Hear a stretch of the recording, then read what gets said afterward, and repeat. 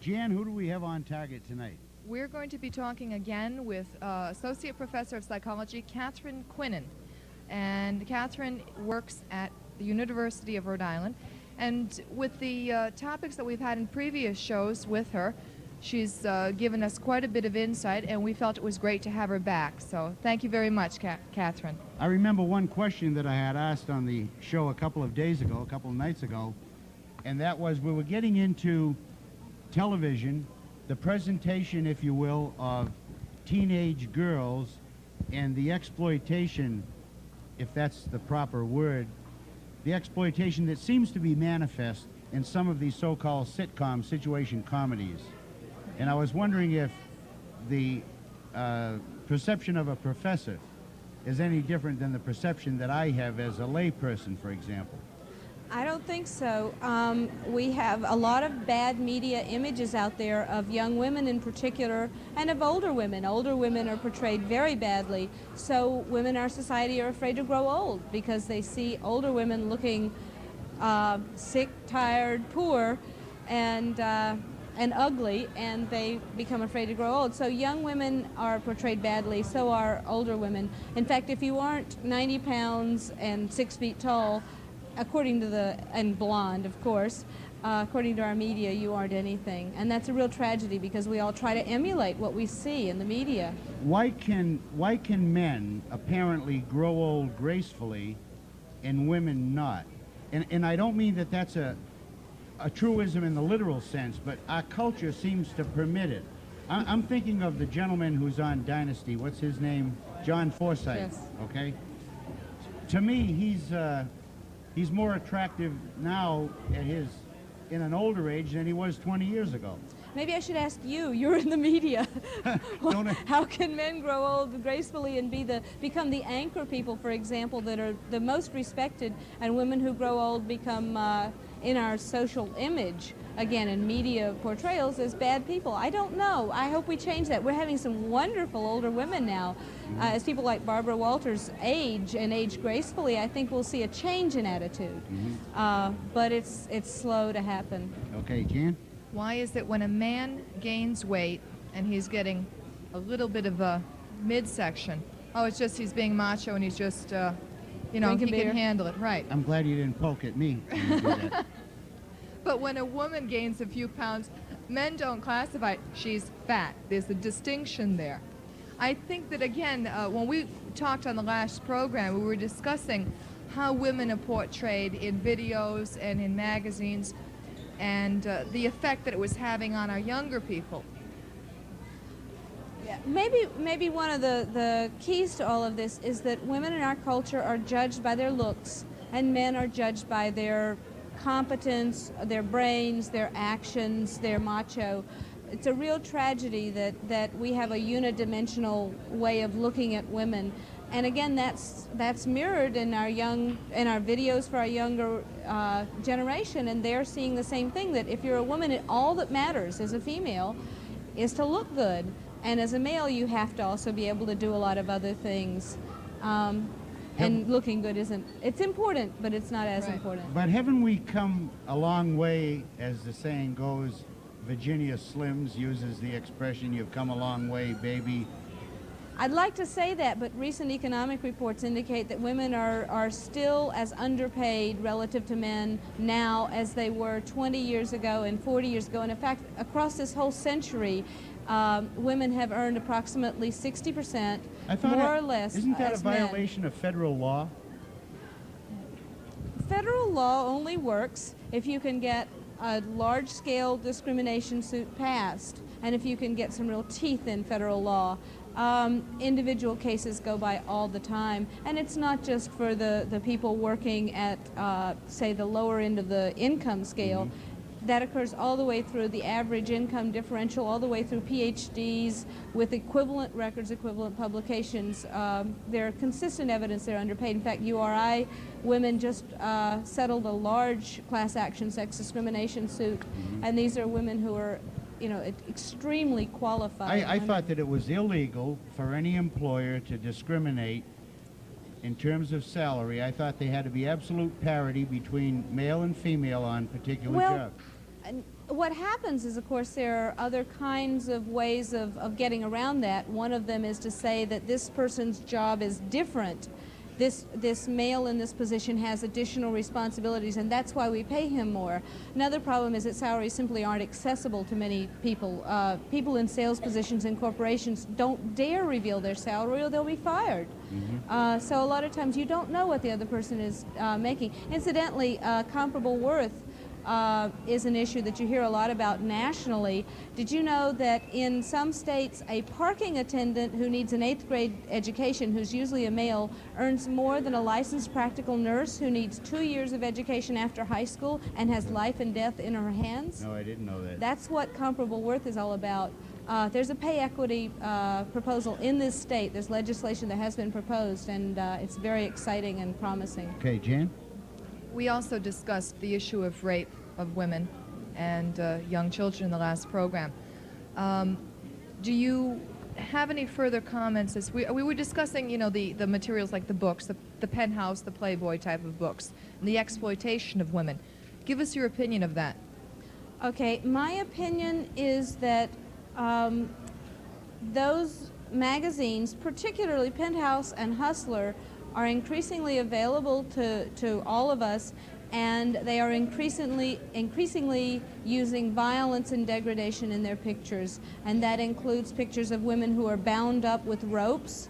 Hustler has featured such things as women being ground up in a meat grinder. Of course, that's a drawing, it's not an actual woman, but there are increasingly violent themes when women are portrayed in those magazines, and that's very frightening. The other frightening trend is to use women dressed like young women, like children, in very sexual poses, so that we're getting into the sort of what I call the Lolita complex, where we try to make women, we try to make young girls sexy, I guess is the best, that we try to give young girls adult sexuality. I'm talking 11, 12-year-old girls. And again, the research on that issue suggests that that does have an impact on people's attitudes. Your attitudes, my attitudes. If I see a sexy young girl in a Playboy magazine, I may become less concerned about a story of an 11-year-old girl being raped because I say, oh, 11-year-old girls, you know, they're all sexy and they want to be raped. And so it does have an impact, and that's a very frightening thing. Why is it so marketable, though? Aren't magazines, or the marketing experts for magazines, publications, aren't they feeding what the market commands? Well, that's a big debate, and it's all supply side, demand side economics. I take the position that people buy what's available. I argue that if we had alternatives available, we might see a very different kind of picture emerging. I understand that 20 years ago, the kind of sex stuff that was available, and most young kids wanted to see sex stuff, was police crime reports where rape victims were the only naked people you saw. I hear National Geographic. National Geographic is the other one, where the naked women were of minority status, and I think that's affected attitudes. How about TV documentaries that will portray on network television? Documentaries always will portray a black woman naked from the waist up, but I've never seen a documentary portraying a white woman naked from the waist up. It's a real tragic issue because we seem to think that black women and other minority women are less valuable or more sort of sexual, and in ads the same kind of thing occurs. Black women are portrayed as the tigress, and unfortunately black women receive far less sympathy and much worse treatment when they report a sexual assault in our culture. We'll continue this interesting dialogue right after these messages.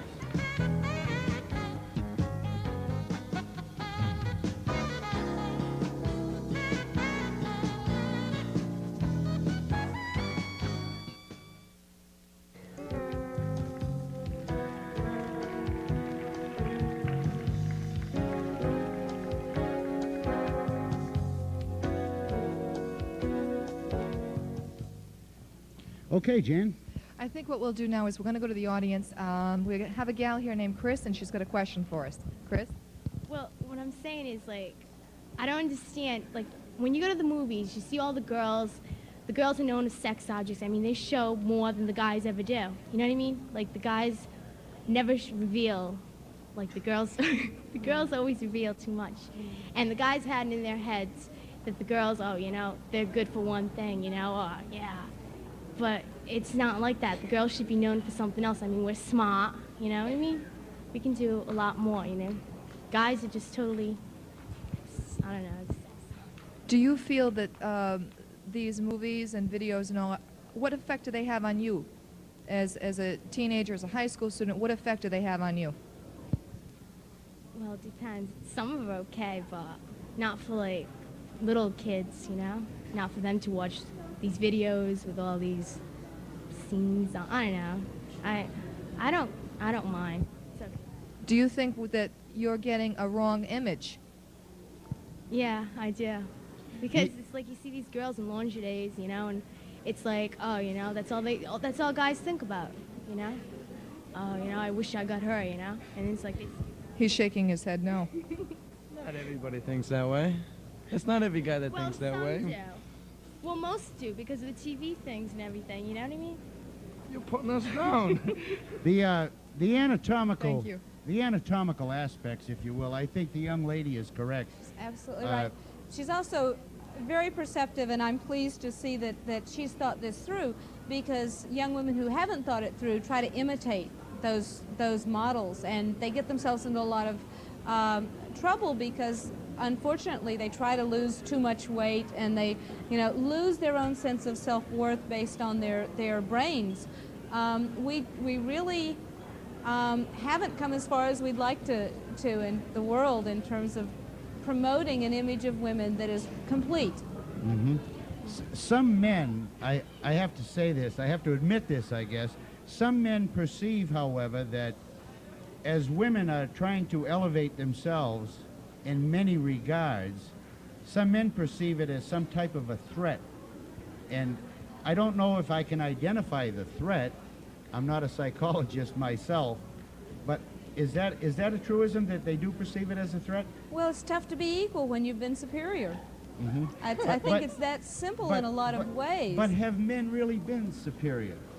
Well, they've been raised to believe that they are. I think men have more insecurities than women do. Perhaps they have those securities, but the extent to which clinicians, psychologists who work with men, find that the men just fundamentally, not all men by any means, but many men who have problems just fundamentally believe that women are inferior. And until you can break that cycle and help them respect women, you find, for example, their marriages are failing.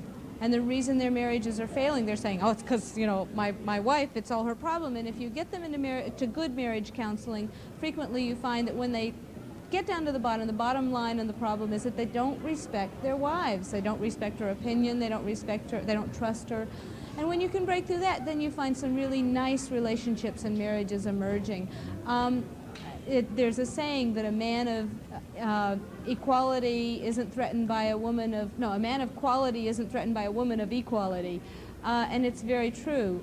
There are some wonderful changes that have taken place among men. I'm married to one myself. Well, that's what I meant when I say that you've come a long way. But we still have a long way to go. The man who's willing to get involved, for example, in abuse issues. I mentioned off camera that there's an organization called Brother to Brother of men who've come together to help violent men stop being violent. And it's a very successful program. It's nationally recognized as one of the leading organizations. It's located in Providence. So men can get involved, and men are getting involved. They're going out to college classrooms, talking to young men about what it means to be a male and what it's like to have pressure to be macho.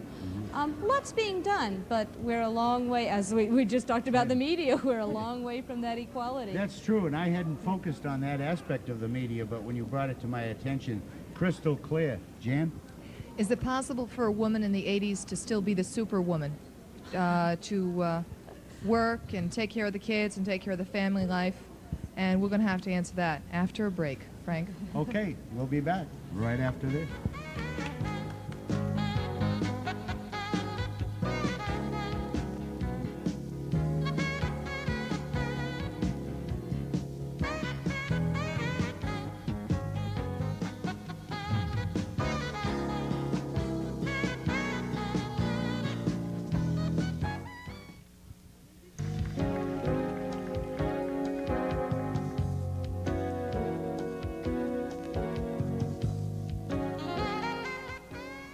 interesting topic tonight, Jan. I would like to know about Superwoman. How can the woman of the 80s get up in the morning, take care of the kids, get hubby off to work, go to work herself, have her act together, come home, be an angel in the kitchen, the expression in the bedroom?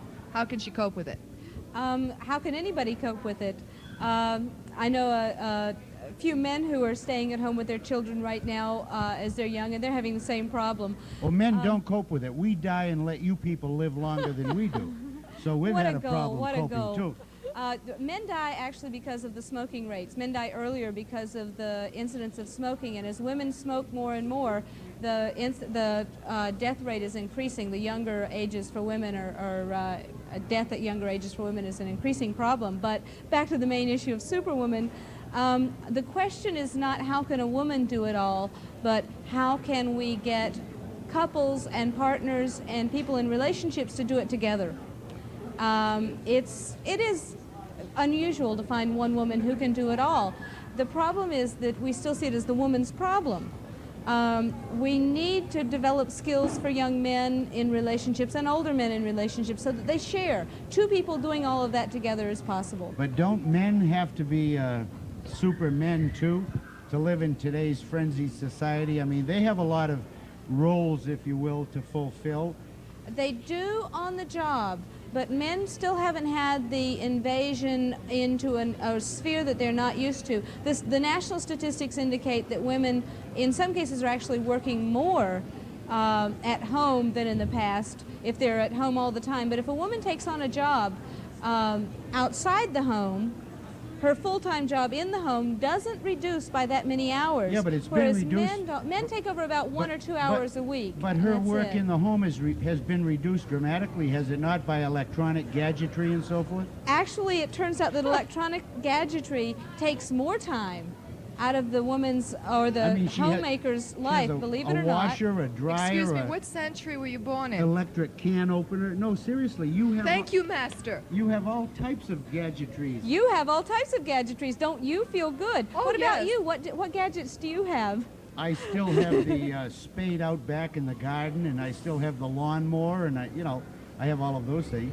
Well, again, national statistics indicate that the number of hours that the female continues to work in the home, in addition to work hours outside the home, don't decrease that much. And one survey we did of adult women who were holding down jobs outside the home, taking care of children inside the home, and also going to school at the University of Rhode Island indicated that they were still taking over about 80%. Over half the women still did over 80% of all chores, including taking care of the car and the lawn. Mm-hmm. And that's a problem that we need to solve before we can solve the Superwoman problem. We need to get sharing. Okay, digressing. Did you want to pursue that?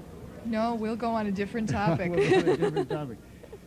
Digressing for a moment, isn't it paradoxical that we were talking before on this program about teenagers being exploited on television and so forth in terms of anatomical exploitation?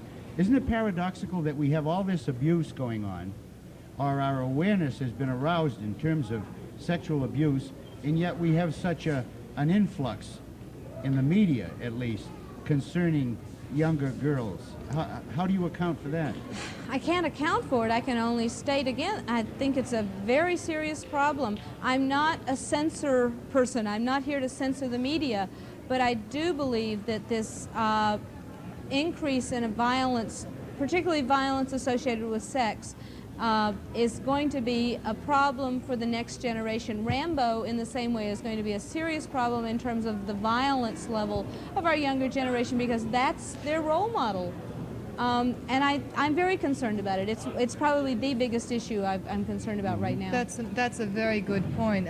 We have the Rambo, we have the other mercenary type of individuals. I mean, our kids are seeing not only are women brutalized, but they're seeing kids growing up, with a submachine gun and 40 rounds of ammunition on their chest. And the people they shoot are not white Americans. Yeah, but we always played cowboys and Indians, did we not? We did, and look what our attitudes were about Indians. I mean, Indians have had to fight very hard to get rights in this country, Yeah, but wait a and minute. part of the reason was that we had this whole stereotype. Because I was running around in the backyard playing cowboys and Indians that impacted my perception of American Indians? Not hardly. It might have, but it's, again, you're talking about you as an individual.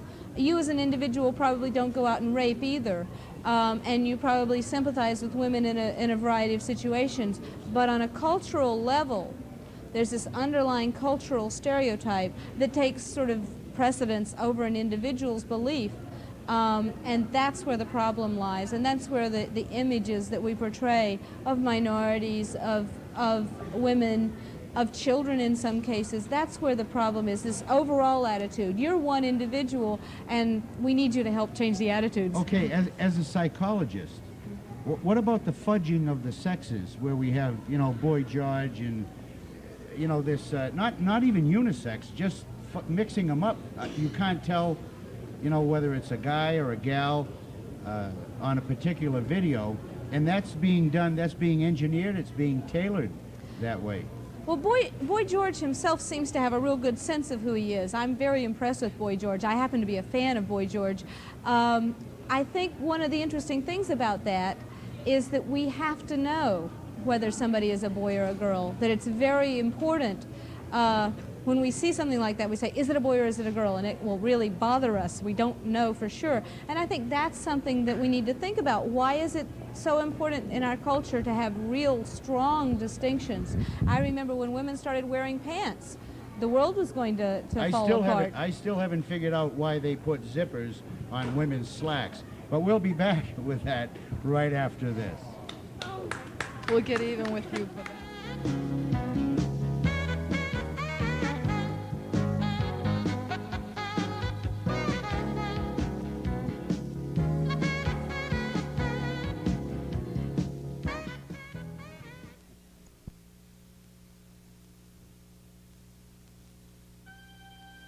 Back to On Target. Jan? Catherine, we were talking about self-esteem earlier in this program.